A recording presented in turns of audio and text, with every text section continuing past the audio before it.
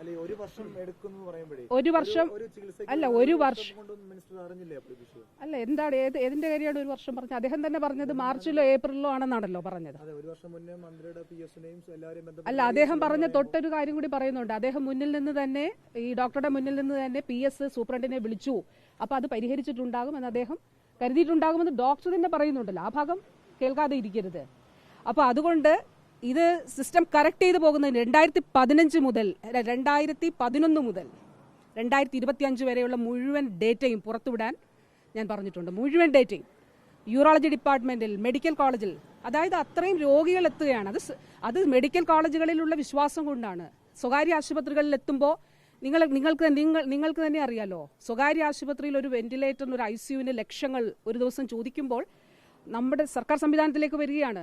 ഒരു വെന്റിലേറ്റർ നൽകണം, ICU സംവിധാനം ഒരുക്കണം. സ്വകാര്യ ആശുപത്രിയിൽ പോയി ചികിത്സിക്കാൻ പണമില്ലാത്ത സാധാരണക്കാർ എത്തുന്നത് സർക്കാർ ആശുപത്രികളിലാണ്. ഇനിയിപ്പോൾ ഈ കാലഘട്ടത്തിൽ അങ്ങനെയുള്ള സാമ്പത്തിക പ്രതിസന്ധി നേരിടുന്നവർ മാത്രമല്ല, സമൂഹത്തിന്റെ എല്ലാ തലങ്ങളിലുമുള്ളവർ സർക്കാർ ആശുപത്രികളിലേക്ക് എത്തുന്നുണ്ട്. അപ്പോൾ ഏറ്റവും സൗജന്യമായി, അതാണ് ഞാൻ പറഞ്ഞത്, 1600 കോടി രൂപ ഒരു വർഷം ഏതെങ്കിലും ഒരു സ്റ്റേറ്റ്, കേരളം എന്ന നമ്മുടെ സംസ്ഥാനം 1600 കോടി രൂപ നൽകി ഏറ്റവും കൂടുതൽ സൗജന്യ ചികിത്സയ്ക്ക് വേണ്ടി പണം ചെലവഴിക്കുന്നു എന്ന് പറയുന്നത് കേരളമല്ല, കേന്ദ്ര സർക്കാരാണ് പറയുന്നത്. കേന്ദ്ര സർക്കാർ പറയുകയാണ്, നോക്കൂ, ഇന്ത്യയിൽ ഇത്രയും സംസ്ഥാനങ്ങളിൽ ഏറ്റവും അധികം തുക സൗജന്യ ചികിത്സയ്ക്ക് വേണ്ടി നൽകുന്ന സംസ്ഥാനം കേരളമാണ്. Number of patients, number of interventions, number of cases, number of doctors, ഇതൊക്കെ നമ്മൾ നോക്കുക. ഈ ഒരു കാലഘട്ടത്തിൽ, ഏതെങ്കിലും കാലഘട്ടത്തിൽ ആർദ്രത്തിലൂടെ ആയിരക്കണക്കിന് തസ്തികകൾ ആരോഗ്യ വകുപ്പിൽ സൃഷ്ടിച്ചു? ഏതെങ്കിലും കാലഘട്ടത്തിൽ ഉണ്ടായിട്ടുണ്ടോ? പക്ഷേ എന്നിട്ടും പോരാ, സിസ്റ്റത്തിൽ കറക്ഷൻ ഉണ്ടാകണം. അങ്ങനെ സൂക്ഷ്മമായ കറക്ഷൻ ആവശ്യം ഉണ്ട് എന്നുള്ളത് അദ്ദേഹം ചൂണ്ടിക്കാണിച്ചത് അതാണ്. അദ്ദേഹത്തിന് വിശ്വാസമുള്ളത് കൊണ്ട് ആണത് ചെയ്തിട്ടുള്ളത് എന്ന് ഞാൻ കരുതുന്നു. അദ്ദേഹത്തിന്റെ ഇമ്മീഡിയറ്റ് ആയിട്ടുള്ള ആളുകളെ അറിയിച്ചിട്ട് അത് സാധിക്കാതെ വരുമ്പോൾ അദ്ദേഹം അത് ശ്രദ്ധിക്കേണ്ടത്, അത് എത്തുന്നതിന് വേണ്ടിയിട്ട് ചെയ്തത് ആയിരിക്കാം. പക്ഷെ അത് പരിശോധിക്കപ്പെടട്ടെ. അതെങ്ങനെ സിസ്റ്റം എന്ന് പറയുമ്പോൾ എല്ലാവരും ഉണ്ട്, സർക്കാരുമുണ്ട്, മറ്റ് സംവിധാനങ്ങളുണ്ട്. സർക്കാർ എന്ന് വെച്ചാൽ ഇപ്പൊ ഞാൻ പറഞ്ഞില്ലേ, ഇപ്പോൾ 3000 രൂപ കൂടുതലായിട്ട് എടുത്തു എന്ന് വിചാരിക്കുക. ഇപ്പോൾ ഒരാള് ഒരു മാധ്യമ ആരോടെങ്കിലും ഒരു ഇത് മനുഷ്യാവകാശ കമ്മീഷൻ മറ്റേ കേസിൽ പോയി എന്ന് പറഞ്ഞില്ലേ, അദ്ദേഹം രാവിലെ മാധ്യമങ്ങളോട് പറഞ്ഞായിട്ട് കേട്ടു.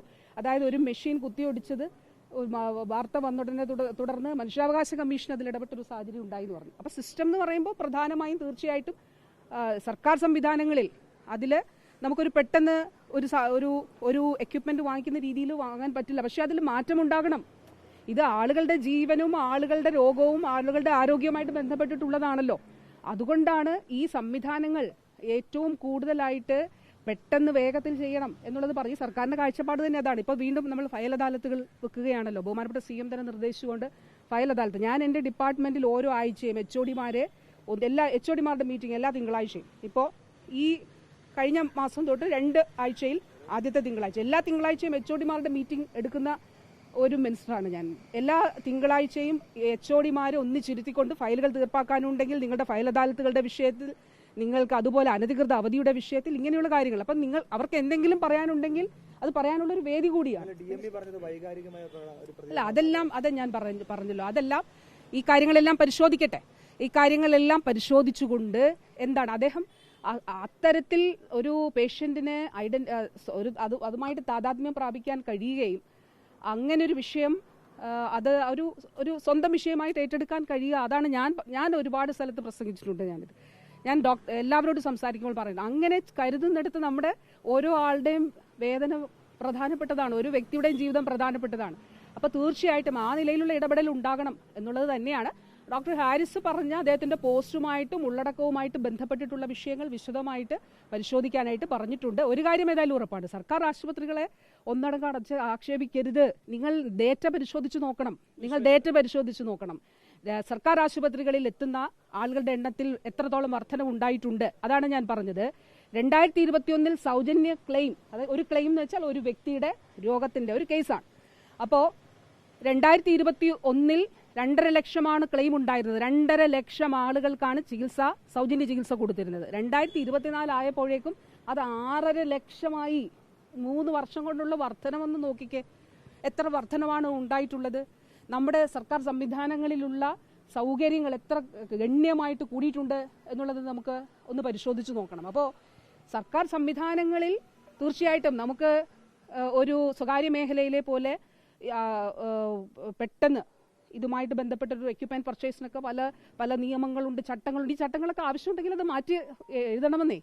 അതിനു വേണ്ടിയിട്ടാണ് ബഹുമാനപ്പെട്ട മുഖ്യമന്ത്രി തന്നെ നമ്മളിപ്പോൾ ഫയൽ അദാലത്ത് നടത്തി കഴിഞ്ഞിട്ട് ഞങ്ങളോട് CM ആവശ്യപ്പെടുന്നത് നിങ്ങൾക്ക് അവിടെ നിന്ന് നേരിടുന്ന എന്തൊക്കെയാണ് പ്രശ്നങ്ങൾ, എവിടേക്കാണ് വ്യത്യാസങ്ങൾ ഉണ്ടാകേണ്ടത്, അവിടെ പോയൊരു പ്രശ്നങ്ങൾ തീർക്കുകയല്ല, അത് മാത്രം ചെയ്ത് തിരിച്ചു വരികയല്ല. ചട്ടങ്ങളിൽ ആവശ്യമായ ഭേദഗതി വരുത്തേണ്ടതുണ്ടോ, ഉണ്ടെങ്കിൽ നിങ്ങളുടെ സജഷൻസ് നൽകണമെന്ന് മിനിസ്റ്റേഴ്സിനോട് ബഹുമാനപ്പെട്ട CM തന്നെ ആവശ്യപ്പെടുകയും മിനിസ്റ്റേഴ്സ് തന്നെ അത് ഞങ്ങളുടെയൊക്കെ ശ്രദ്ധയിൽപ്പെട്ട കാര്യങ്ങൾ എഴുതി നൽകുകയും ചെയ്യുന്നുണ്ട്. അപ്പൊ ഇതൊരു കറക്ഷൻ പ്രൊസീജിയർ ഇത് നടത്തിക്കൊണ്ടിരിക്കുകയാണ്. അതാണ് ഞാൻ പറഞ്ഞത്. 2011-15 കാലയളവിൽ തിരുവനന്തപുരം മെഡിക്കൽ കോളേജിൽ ലിവർ ട്രാൻസ്പ്ലാന്റേഷൻ നടക്കുന്നുണ്ടായിരുന്നോ? ഒരു കേസ് നടന്നു, രോഗി മരിച്ചുപോയി, നിർഭാഗ്യകരമായിട്ടുള്ള കാര്യമാണ്. ഇന്ന് തിരുവനന്തപുരം മെഡിക്കൽ കോളേജിൽ ലിവർ ട്രാൻസ്പ്ലാന്റേഷൻ നടക്കുന്നുണ്ട്. ഒരു 10 വർഷം മുൻപ് തിരുവനന്തപുരത്ത് അപൂർവ രോഗത്തിന് ചികിത്സ ഉണ്ടായിരുന്നില്ല. ഒരു 10 വർഷം മുൻപ് സ്ട്രോക്ക് കോംപ്രിഹെൻസീവ് സെന്റർ ആയിരുന്നോ തിരുവനന്തപുരം മെഡിക്കൽ കോളേജ്? ആയിരുന്നില്ല. ഇതൊക്കെ ഇപ്പൊ നോക്കൂ, ഈ കാലഘട്ടത്തിൽ ഇപ്പൊ ഡോക്ടർ തോമസ് ഐപ്പ്, ഡോക്ടർ ദിലീപ് ഒക്കെ അവരുടെ ഒരു ഇനീഷ്യേറ്റീവിൽ അത് തുടങ്ങിയൊരു സംവിധാനമാണ് നമ്മുടെ സ്ട്രോക്ക് കോംപ്രിഹെൻസീവ് സ്ട്രോക്ക് സെന്റർ. ഞാൻ പറഞ്ഞു, ഇങ്ങനെ ഒട്ടനേകം കാര്യങ്ങൾ ഇതുമായിട്ട് ബന്ധപ്പെട്ട് നമുക്ക് പറയാനായിട്ടുണ്ട്.